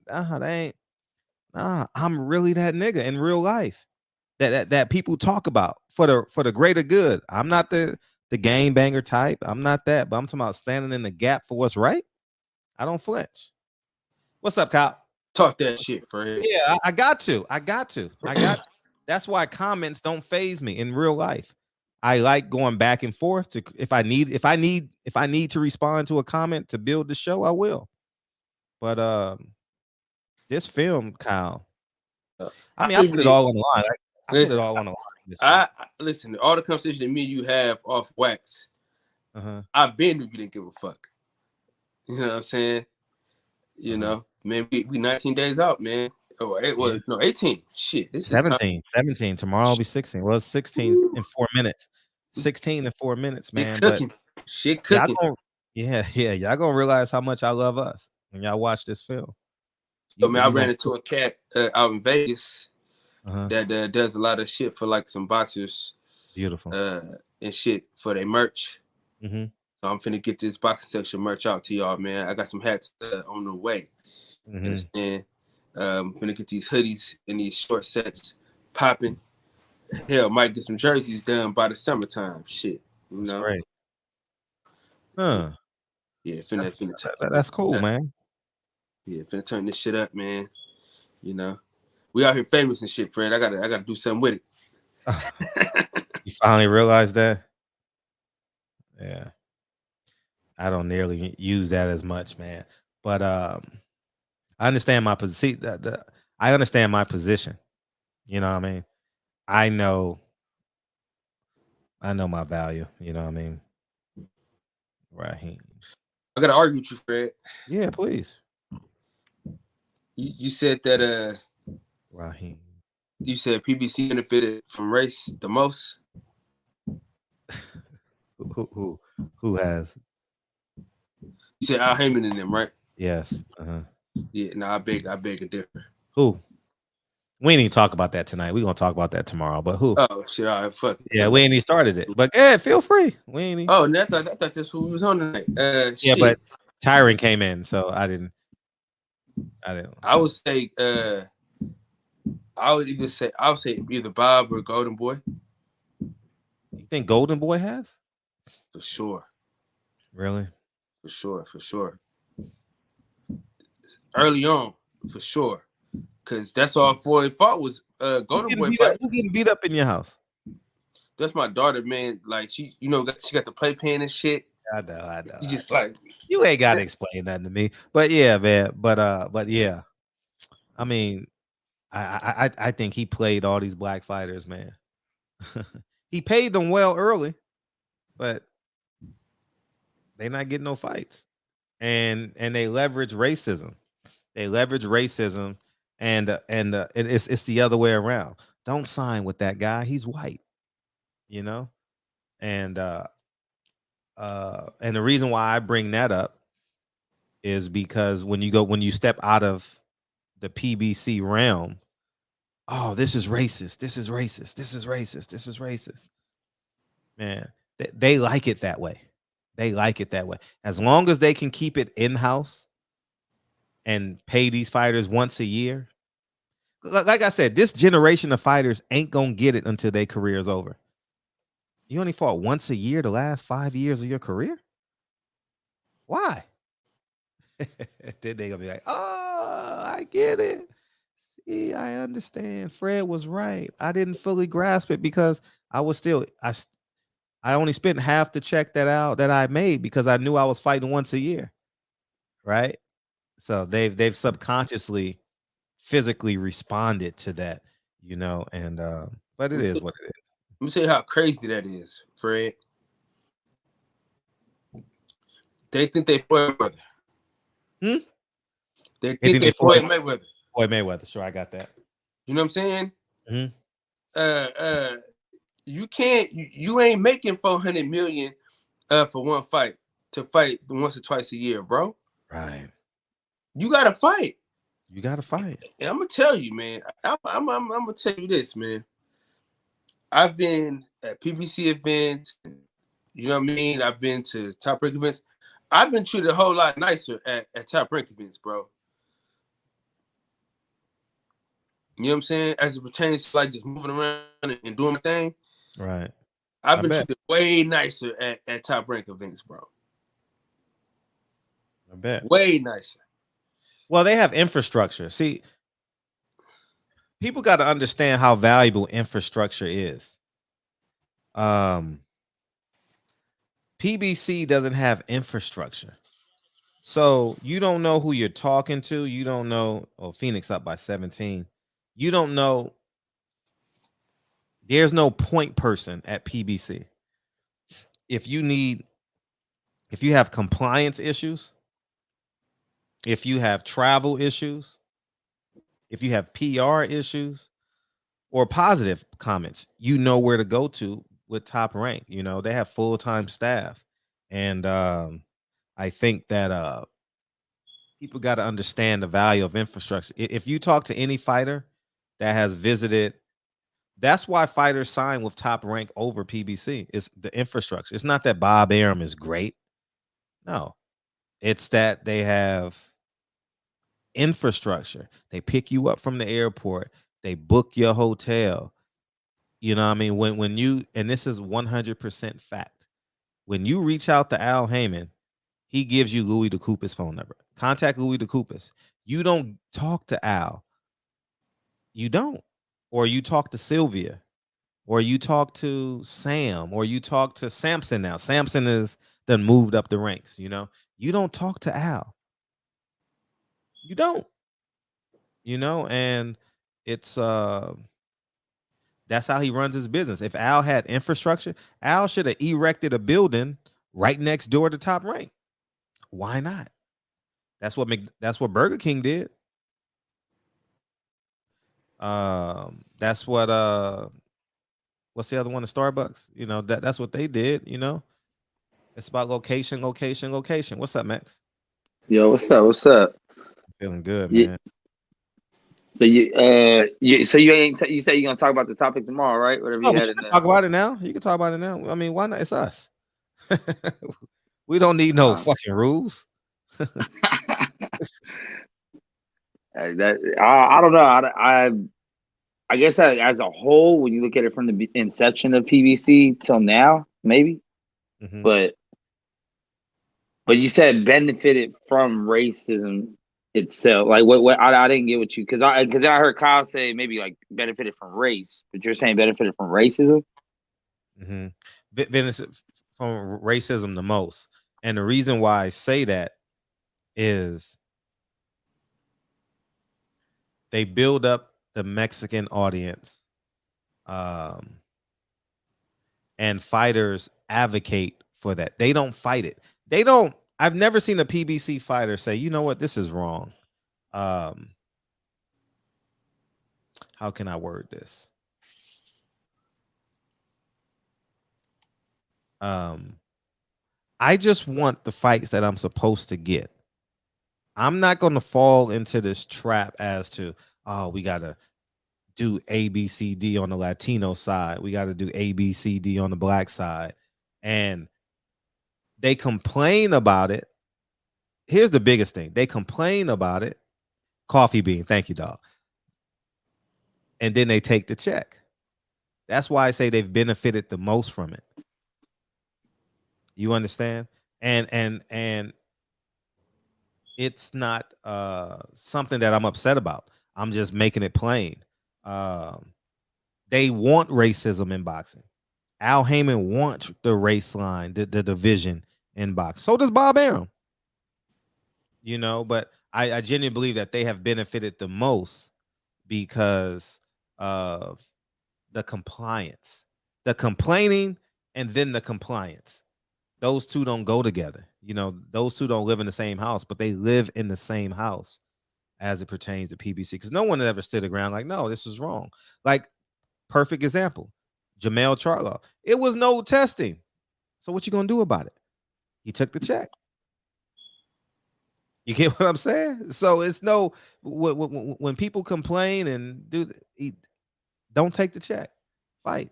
But I think in an interview after that though, didn't he make a comment that he was like, well, I hope to test that motherfucker as much as they tested me because they tested me all the time or something. Yeah. I think I seen it in an interview or something. That said that. I don't know if he said it, but I heard that he said that. Yeah. But in the fight, the first fight, he said there was no test. But he complained about it and didn't do nothing. Well, someone did something if he's getting tested now, right? On the second go around, if they tested now, then I'm not sure if it was him though, but it must have pushed the issue about it. Yeah. Well, now unless Castaño's camp was feeling the same way, like, hey, you test that motherfucker. Nah, they ain't feeling the same way. They loving life. I tell you, man,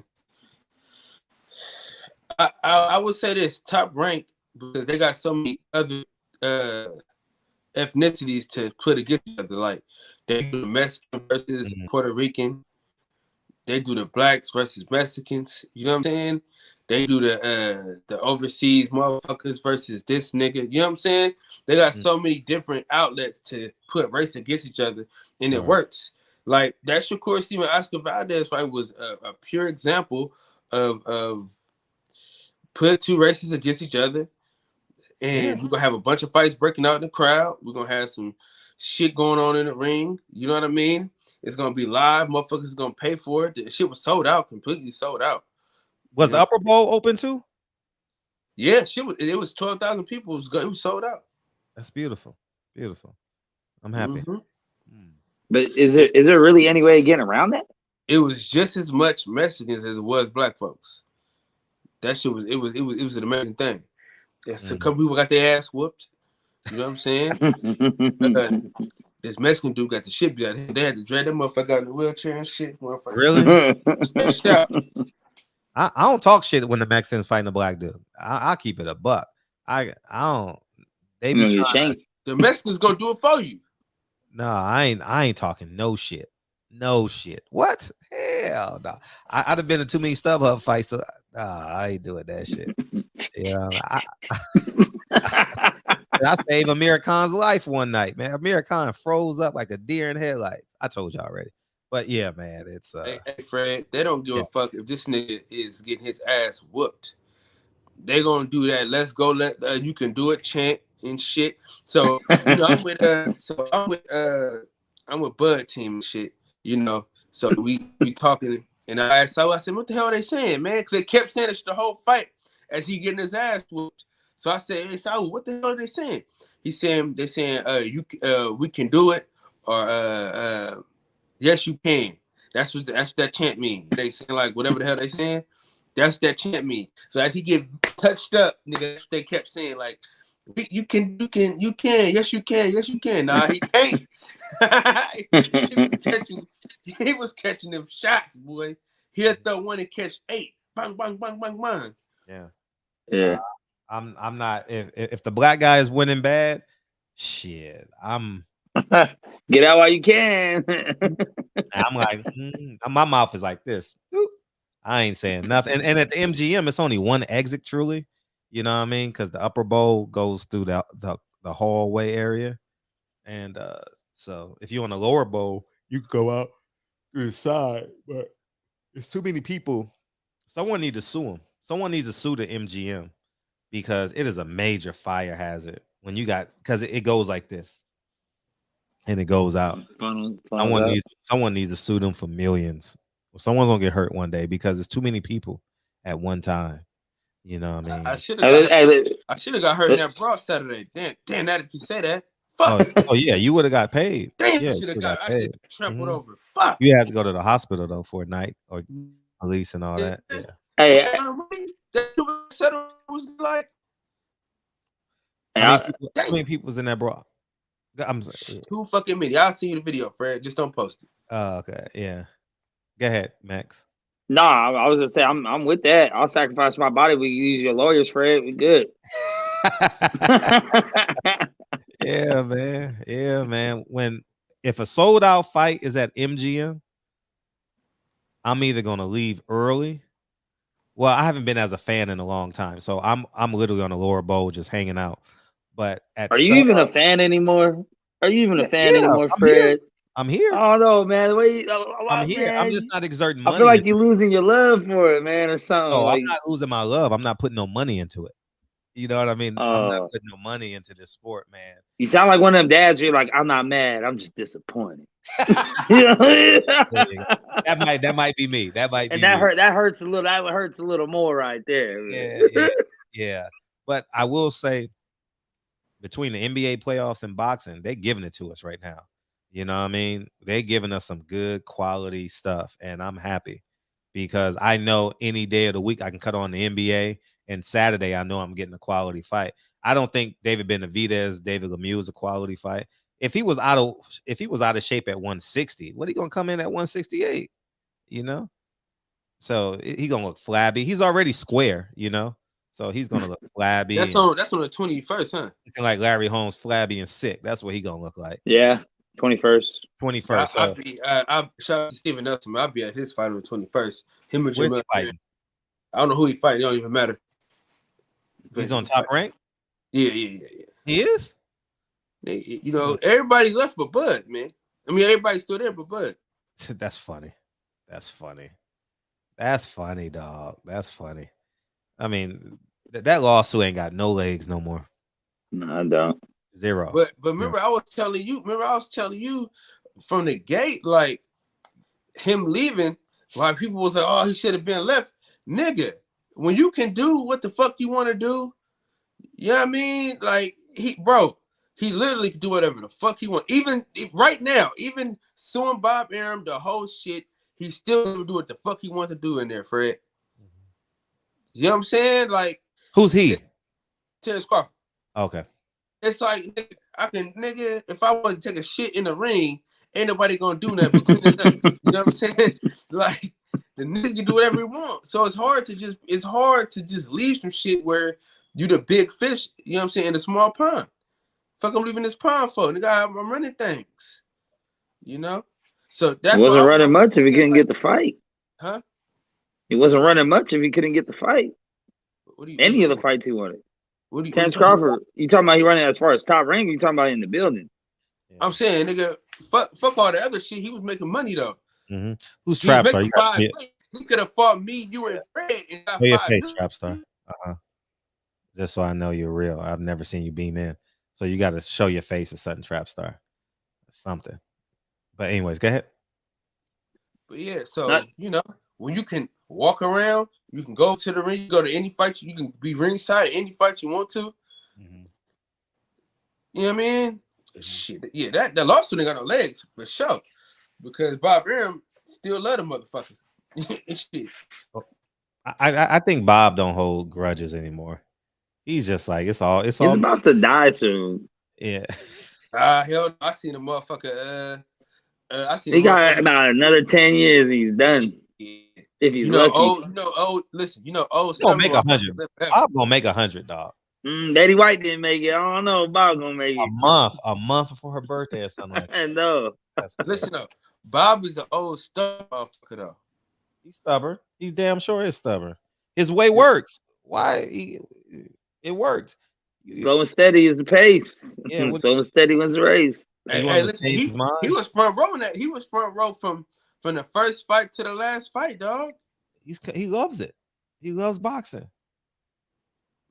He don't have the energy. I got this kid. Nah, Bob is cool, man. Like, I wish y'all get a chance. Y'all get to see a different side of him when he's in here. I mean, Bob is, man, I'm telling you, Bob will railroad you if he see weakness for sure. But I mean, railroad you in terms of like business, like, and in terms of his personality. But man, and Fred, you know, I'm the ultimate politician. Yeah. So you know, I know when the name dropped and shit like that. I know who to use your name with. And who knows who'd you use my name with Derek? Derek and Bob. Quick, yeah. Quick, hey, quick, fast. How did Bob respond? How did Bob respond? he was happy, man. You know, he's man, you know. But Derek was doing the talking. I was kind of focused on the fight. Yeah. Yeah, Bob. Derek is cool, man. Derek don't get the credit he deserves, man. Sit in there and I'll give you something. Because he don't have a true title, so he's probably not gonna make the Hall of Fame. But he needs to be in somebody's Hall of Fame. You know, like he's put in some years. You know, he's been with Bob for a long ass time, and I think Bob needs the petition for Derek to get in somebody's Hall of Fame. You know, because he had the special badge, right? He had what? He had that blue badge. Only 3 or 4 niggas had that blue badge. I always laugh. Why does Bob have a credential on? I laugh at that shit. Like, why are you wearing a credential? I know you get some 22-year-old usher that don't know. I get it. Dog. Yeah. Listen, them MGM niggas, they gotta fucking relax. Like, I don't like Teofimo Lopez and all that shit, but how the fuck you gonna press up on Teofimo Lopez at a top ranked fight? Calm the fuck down. I don't care who he is. I'm like, bro, come. So like a little kid was trying to take a picture with Teofimo Lopez, right? Little young kid. And the kid, he was gonna go over, go through the barricade, go take a picture with the kid. Which shout out to him, you know what I'm saying? I still don't fuck with him, but I fuck with that. But the security guard was acting like a straight bitch. I mean, he came running like, oh, it's like, bro, calm the fuck down. Nigga, you know who he is? I don't care who he is. Like, calm the fuck down, man. You know what I'm saying? You know, sometimes it's like, oh, okay, that's who he is. All right, cool. Like, when we was in Atlanta, like, if they knew you was somebody or somebody was like, oh, they with me, they was like, all right, fuck it, cool. These niggas on some other shit, boy. Oh yeah. Sam Watson is pretty dope too, though. Sam Watson is the dopest, I would say.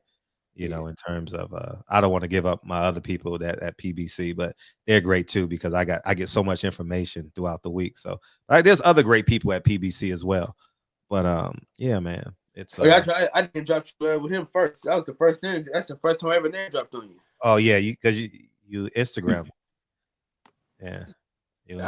Well, listen. If you didn't answer, I was gonna drop your name any fucking way. Nah, Sam is a friend of mine. Sam is a family friend. Yeah, I had to bust that move though. Friend. He's like, I'm saying Sam is a family friend. Like he's like I'm gonna cry a river when he dies. Like that. That's how close he is to me. You know. Yeah. So I ain't doing no scrums. You know what I mean? I ain't fuck that. You know what's crazy is I started hella melee with Bud-Haney and them. That picture we took as a group, nigga, started so much melee, bro. They had to escort him out of there, cuz. Why? Because it was hella people just like you know how it be. Yeah, Devin's real popular right now. He's hot. Devin's hot as fish grease right now. Yeah, you know what I mean. So everybody just swarmed. You know what I'm saying? What's crazy is he could be hotter. He should be way hotter. They're under promoting the fuck out of that fight. Well, they got structure, you know, and they're gonna do the ESPN run. See, they got structure to their promotion. You know what I mean? It's not like, well, we're gonna have a street team. I mean, Mr. Haney should actually create a street. Well, he's gone now. He's gone over to Tim now. So, because I saw him in New York today on their stories. So hopefully he has a great. They was at ESPN. Yeah, so that's great. I'm happy for him that they may be coming on tomorrow. They may do all them shows and stuff tomorrow, and hopefully they do the Breakfast Club. The Breakfast Club is always a good place to go. I'm sure because Mr. Haney seemed like that's his lane. You know what I mean? It seems like that's him. So Ebro and him, I would love to see him and Ebro. I mean, for a fight like that, if you're Devin and you do got the connects with the rappers and athletes, like, wouldn't you reach out like, hey, can you do me a solid? Just post this shit. I mean, that's not doing too much, right? Sometimes it's about pride, man. Sometimes it's about pride, dog. Like, it's about the bag, though. Yeah, but listen, I'm tell you something, man. Boxers are some of the most prideful motherfuckers I ever met in my life, dude. I mean, you punch people for a living, you probably should be, but yeah, I'm saying, but sometimes you gotta push that shit to the side. You understand what I'm saying? You do when it comes to business, because especially Bud-Haney, he got a lot of connects to different rap. Like, hey, post up my fights coming up on your story, good look, and I'll post your album. You know, when you drop your shit or your new single, like cross promotion. That's you do scratch my back, scratch yours. He does a better job, but I'm gonna tell you this. Boxing, man, I don't know what the fuck up to, because I was so upset Shakur Stevenson team for not having no fucking merch. I'm like, bro, what are y'all doing? What are we doing here? Yeah, shit like that on that level shouldn't be happening, man. That don't make sense. You don't you look at you about to get some merch and you ain't, you know what I mean? On Shakur Stevenson's pinky nail, man. Like you about that merch. I'm over here doing this though. You know what I'm saying? Fuck that. Because if I get there, I want to be ready. You know, the Bible say, man. You know what I'm saying? No man knows the day or the hour. You know what I'm saying? You never know. Gotta work on it this day. Because the night comes when no man can work. Amen. Get amen. Amen. Every fighter needs to have a team. Shakur needs to fire his whole entire team, because you can't be embarrassing that young man in the greatest night of his professional career. And you ain't got no merch to sell for the name. And no merch, all that. I'm not just blaming them. I'm blaming the security, because I know how overzealous security is at the MGM. And those it was on 10. Yeah, they always that way. Man. And I'm not giving them a pass at all. I'm just saying, Shakur, if you know better, you do better. You got a great sample size right now. You know what I mean? And point someone as a person in charge. These are their duties, and these are our responsibilities. Fight week, you know. Mm-hmm. And because you can't do, shit like that can't happen, dog. Because you want people to feel safe. That shit gonna do 1 million views, man. People love that shit, man. That shit gonna do. Listen. I do more views in the fight. It is gonna do more views than the post-fight press conference for sure.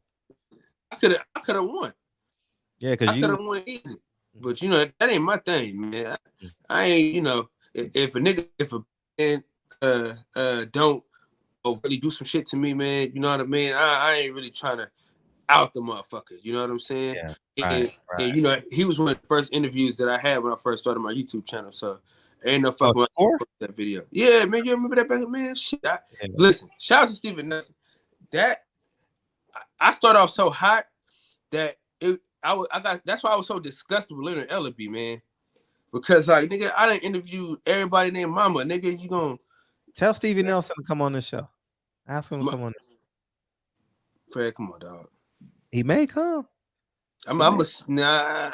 I already asked him before. Yeah. He's kind of funny though. Like he's funny. Like he has a big personality. He could go back and forth with me. When he come on my show, I'll let you know, man. Yeah. You know what I'm saying? But niggas ain't just coming to the barbershop, nigga. They ain't listen, Fred, there's a bunch of niggas like Reggie Owens out here. Mm-hmm. Oh, that's cool. I know you're not trying to hide with that blanket.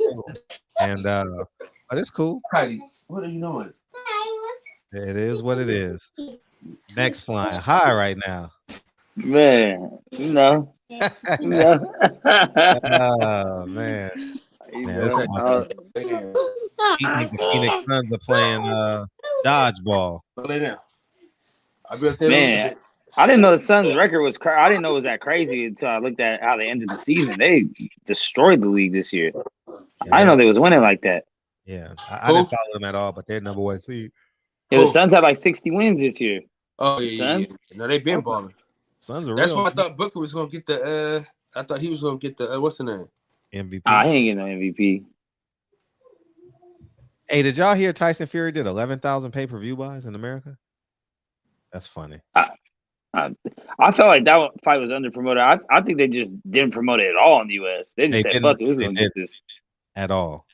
Oh man, speaking of Tyson Fury, yo, I don't think I've seen this mentioned on any platform at all yet. Yes. But he had Francis Ngannou come in the ring afterwards, and they said they're gonna do a boxing match with UFC gloves. Yeah, that's cool. That's lined up, and I was like, that's kind of a big that's a big deal. That's a hella big deal because Francis Ngannou, if you knock motherfuckers out and they're gonna use UFC gloves too, not boxing gloves. I don't know, man. That's real interesting. I think that's like the first time that you had like two prime. Well, I mean Floyd McGregor, I guess, whatever. But I mean, Ngannou and Fury are both pretty much in their prime. Big boys. Could be interesting. I don't know how that's getting promoted or what platform or any of that shit's going down, but right. Or if Dana's gonna let it go down, but that's crazy. Yeah. So who you got this weekend? I'm guessing Canelo, right? No, I got what you call it. I got Bivol. You got Bivol? Mm-hmm. I see it. I got Bivol winning the fight, but he ain't gonna win. That's how I have it. Controversial win. Controversial win for Canelo. That's why I have it. Boring, I think Canelo stops him. Boring fight. You know, nothing exciting will be about this fight. Yeah, I think Canelo probably highlight reel knockout. Ooh. I wouldn't be mad because I want to see Triple G fight too. I kind of want to see that. Oh man, he's gonna Murder Triple G. Triple G's a senior citizen, man. Yeah, he definitely has his AARP card for sure. Yo, I that last Triple G fight's like, bruh, because Murata was giving it Triple G like the first 5-6 rounds. I didn't watch it. But once he got caught, Triple G knocked his mouthpiece out, and from that point on, the fight was different. Facts. But Canelo's gonna destroy Triple G. Yo, he's with no drug testing. No drug testing for that fight at all, for sure. And I want to get Timothy Bradley on the show. Timothy Bradley, man, holla at me, man. If I got his phone number, but it's I need someone to put a word in. I think that'll excite the thing. I wanna powwow with Timothy Bradley, man. He's off this week. That's gonna be a good one. He's off this weekend. Timothy Bradley, man, you got 13 days off, man. You ain't got to fight till May 14th, May 21st. Holla at me, man. Yeah, I would love that conversation. I think that would be good for boxing too. It'll be a great, entertaining, and intellectual conversation. Yeah, for sure. That'll be good for boxing. Me and Timothy Bradley just mentally just soiree. But honestly, Timothy Bradley is a nice guy. He wasn't confrontational when I disagreed with him. As weird as that may sound, he wasn't. It never really seems like he is too much. No, I like what he did with Shakur Stevenson. I like that. Like he spoke some wisdom into him in that moment. I don't care how he said it, but he's like, man, get away from this, man. They don't know you, Shakur Stevenson. They gonna beat your ass with poles, bats, and you can't beat up a brawl. You know what I'm saying? They wear my mama. Big facts. You can take one or two out the way, but not all of them. Let me tell you this story, bro. This is why I started liking Timothy Bradley. Yeah. And I got nothing better to say about it ever again. Just tell the truth. Just tell the truth. No. That's what I'm saying though. Yeah. Just tell the truth. The boxer, young cat, he had lost. He sat up with this kid for about an hour at the hotel, bro. Telling him what to do, what he did wrong, how he get better. A whole hour, bro. I said, yo, I'm fucking with him. You told us that story before. Yeah. That's when I was like, all right. I don't agree with the things he says, but like I said, I look forward to Timothy Bradley, man. What he gonna say? I be going through the internet looking for his interviews. I think that's the only interviews I watched the week before. Who fought the week before? Well, anyways, they had a fight in between now and Spence, right? Oh yeah, Mikael Mayer, and that's the only interview I watched that week, the 23rd or whatever it was Timothy Bradley, and he'd be like, yeah, he's afraid to go against Terrence Crawford though. I could see it though. I could tell that he don't want to go. He want to keep that relationship open, and he feels like that's his big brother, a little bit low key. I can see it for sure. But yeah, man. Maybe he just really fucks with Bud like the rest of us, Fred. I mean, how about that? He could be. That'll be great. I want y'all to go bet your money on Crawford. Lower that betting line. I ain't putting no money on nobody, but get it down. Get it down. That's it, man. He gonna beat the brakes off of that guy, man. Oh no, I don't see it, Fred. Well, I'm glad you don't. But I'm gonna watch it though. We gonna watch that shit. Yeah. It's gonna be good. It better be good. I hope. Oh, it has no choice because Earl is I coming. hope it's not gonna be a stalemate. No, Earl's coming forward. No. Yeah, Earl always comes forward. Yeah, Earl's never been in a boring fight, really. He want to mix it up. You know what I mean? He Go ahead. I was just gonna say he's a longer Sean Porter. Yeah. Facts. With more pop. Yeah. Kyle, get us out of here, man. Oh, you with your daughter, man. So we gotta slide out. There you go, Kyle. Yeah, there you go. Do your thing, player. Or the words of the great philosopher. Do your thing, player. Hey, listen. Hey, Fred. Yes. Keep your foot in these suckers' necks. I will. The words of the great philosopher, DB Fred Draw. Play the song, Fred! Yeah. Yeah, man. We're gonna start moving and shaking in July, man. I'm gonna pump up these interviews, man. I'm gonna start traveling doing interviews too. I gotta do. Man, give us the old Fred back. We want the old Fred back, man. We want the old Fred. Yeah. Oh, yeah, man. want the old Fred back for sure. You making too much money now, Fred. You forgot about the streets, Let's man. fucking go. Hey, what they Come came on. back? Phoenix came. They lose. It's tied now. Nah, you know I do these cards. You know I do these cards and shit, right, Fred? That's like my gambling problem. Nigga, I just won 2 packs, nigga. 2 packs is $2,000. God damn it! How much is 2 that packs? shit open for me. How much is 2 packs? I just spent like I bought 3 spots at $10, so 30. You won $200. It depends on what's in that pack. Oh, you won 2 packs, like an actual pack. Yeah. Yeah, open them up. Oh, okay. Oh, I'm like, what's a pack? Come back to the streets, Fred. Come back to the streets, man. You slipping in linen sheets, man. You in them silk sheets, man. The boxing section. Appreciate you, big homie. Thank you for sliding through, dog. Games with them names. Oh man. Let's go. Oh man, because y'all want me to go back and going. I'm not going back to these fights and interviewing these motherfuckers. No, that ain't happening. No, that old Fred is gone. I'm not going to these fights, running up on these fighters no more. They got to come in here now. No, we ain't doing that. Fred, listen. After that whole fucking nigga ain't gonna play me ever again. Fuck that, nigga.